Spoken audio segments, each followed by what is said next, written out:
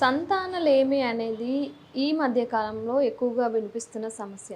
భార్యాభర్తలు మంచి ముహూర్తానే పెళ్లి చేసుకుంటారు. కానీ ఏం జరుగుతుందో వాళ్ళ జీవితాల్లో తెలీదు గానీ, సంతానం అనేది లోపిస్తుంది. ఏ గ్రహ దోషాలు ఉండడం వలన, లేకపోతే ఏ కుజ దోషాలు ఉండడం వల్ల ఈ సంతానలేమి అనేది వాళ్ళకి కలుగుతుంది. ఓం శ్రీ మాత్రే నమః. ఓం నమ శివాయ.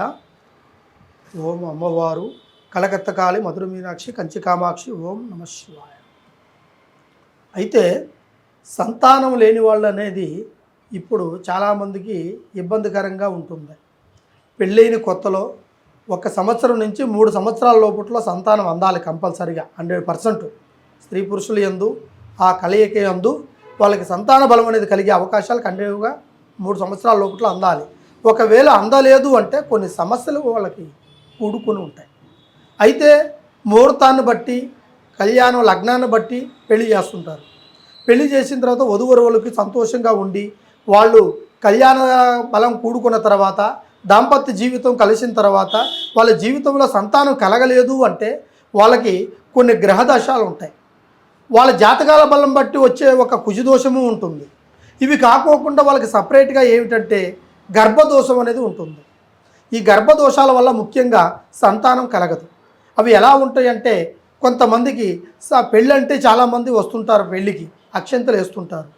దాంట్లో వాళ్ళకి ఒడిపాలు బియ్యం పడితే కట్టుతూ ఉంటారు కొంతమంది. ఆ ఒడిపాలు బియ్యం కట్టిన తర్వాత కూడా వాళ్ళకి సంతానం లేని వాళ్ళు ఎవరైనా ఉంటే కూడా కొంతమంది ఒక 5 సంవత్సరాలు, 7 సంవత్సరాలు, 9 సంవత్సరాల వరకు సంతానం లేని వాళ్ళు ఉంటారు. అలాంటి వాళ్ళు వచ్చేసి అక్షంతలు కూడా వేస్తూ ఉంటారన్నమాట. వేసేసినప్పుడు ఆ ఒడిపాల మీద పడిపోయి గర్భదోషంలో తగిలి సంతానం కలగకుండా ఉండేదానికే గర్భదోషం అనేది ఉంటుంది. దీన్ని అక్షంతల దోషం అంటారు, మైల దోషము అంటారు, గర్భదోషము అనేది ఉంటుంది. ఇటువంటి ఈ 3 దోషాల వల్ల వాళ్ళకి సంతాన ప్రాబ్లం ఖచ్చితంగా కలిగే అవకాశాలు ఉంటాయి. అదేవిధంగా కొంతమందికి అయితే గ్రహదోషాలు, కుజదోషాలు, నాగదోషము అనేది కొంతమంది పుట్ట చుట్టూ తిరిగి గుడి గోపురాలు కూడా తిరిగేసి ఈ దోషాల పరిష్కారం చేస్తుంటారు. కానీ ఈ తెలిసినవి తెలియనివి నేను చెప్పిన ఈ 3 ఉంటాయన్నమాట. గర్భదోషము, తర్వాత మైల దోషము, అక్షంతల దోషము. దీనివల్ల వాళ్ళకి సంతానం కలగటం అనేది చాలా కష్టంగా ఉంటుంది. వాళ్ళు ఎన్నో విధాలుగా దేవుళ్ళు పూజలు పురస్కారాలు చేసుకొని ఈ సంతానం కలగలేదని డబ్బు ఖర్చు పెట్టుకొని, కొంతమందికి ఈ ఆరోగ్య సమస్యలు ఏమన్నా వచ్చి ఉండొచ్చా స్త్రీ పురుషులకి అని కూడా డాక్టర్ దగ్గరికి కూడా వెళ్ళి చూపించుకుంటూ ఉంటుంటారు. అయితే ఇది సైన్స్ ద్వారా కూడా కొన్ని ప్రాబ్లాలు కొంతమందికి ఉంటాయి ఆరోగ్యపరంగా. వాళ్ళ గర్భదోషంలో నీటి బుడుగులు ఉండడము, లేకుంటే గర్భసంచి చిన్నదిగా ఉండడము, దీనివల్ల కూడా సంతానం కలగకుండా పోయేది ఒక సైన్స్ పరంగా. అయితే ఈ ప్రాబ్లాలను బట్టి, ఈ యొక్క చికాకులను బట్టి వాళ్ళ బాడీలో ఉన్న నెగిటివ్ ఎనర్జీ పెరుగుతుంది. దానివల్ల కూడా సంతానం కలగకుండా పోయే అవకాశాలు కూడా 100% ఉంటాయి.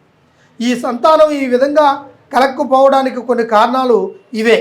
వీటిని తెలియకుండానే కొంతమంది అసలు ఏం జరుగుతుందో ఏమో తెలియకుండా వాళ్ళు దేవుళ్ళ దగ్గరికి గుళ్ళు గోపురాలు తిరిగి కూడా వాళ్ళకి సరైన పరిష్కారం అందకపోగా, సరైన సంతాన బలం అందకపోగా మానసికంగా వాళ్ళు కుంగిపోతుంటారు. ఇప్పుడు ఎవరి దగ్గరికి వెళ్ళినా కూడా మనం సంపాదించిన సంపాదన ఎంత, ఏమిటి అని ఎవరు అడగరు. కానీ మీకు పిల్లలు ఎంతమంది, ఎన్నాళ్ళు అవుతుంది పెళ్ళి అని అడుగుతారు. దాన్ని బట్టి ఆ సంతానం లేని స్త్రీ చాలా వరకు బాధపడుతూ, కుంగిపోతూ, కుషించి చాలా వరకు వాళ్ళు కొన్ని పూజల పురస్కారాలకి, కొన్ని పనులకు కూడా వాళ్ళు వెళ్ళకపోతుంటారు. కొన్ని ఇంట్లో జరిగే ఫంక్షన్లకు కూడా వాళ్ళని కొంతమంది వెళ్ళకుండా ఉంటారన్నమాట. ఎందువల్ల అంటే సంతానం లేని స్త్రీ వచ్చిందంటే పసుపు కుంకాలతో వాళ్ళు ఏదైనా అందించినా కూడా వద్దు, గొడ్డుపోతురాలని చెప్పి కొంతమంది అమ్మాయికి పెళ్ళి ఇన్నేళ్ళు అయిపోయినా కూడా సంతానం అందలేదని కొంతమంది, ఇటువంటి బాధాకరమైన విషయాలు కూడా వాళ్ళకి కలుగుతుంటాయి. మరి సమస్యకి పరిష్కారం ఏంటి? ఈ సమస్యకు కరెక్ట్ అయిన పరిష్కారం ఏంటంటే దానికి తగినట్టుగానే చేయాలి. ఏదైనా సరే ఆ విద్య తెలిసి ఆ ప్రాబ్లంలో కనిపెట్టిన వాళ్ళకి దాని ద్వారాగా అక్కడికి వెళితే కంపల్సరిగా ఆ స్వాములు దానికి తగినట్టుగా చేస్తుంటారు. ఎటువంటి సమస్య ఉన్నా కూడా మీకు ఇటువంటి ప్రాబ్లం ఉన్నవాళ్ళు కంపల్సరిగా 100% మీకు ఉంటే మాత్రం కంపల్సరిగా ఒక్కసారి మమ్మల్ని సంప్రదించండి.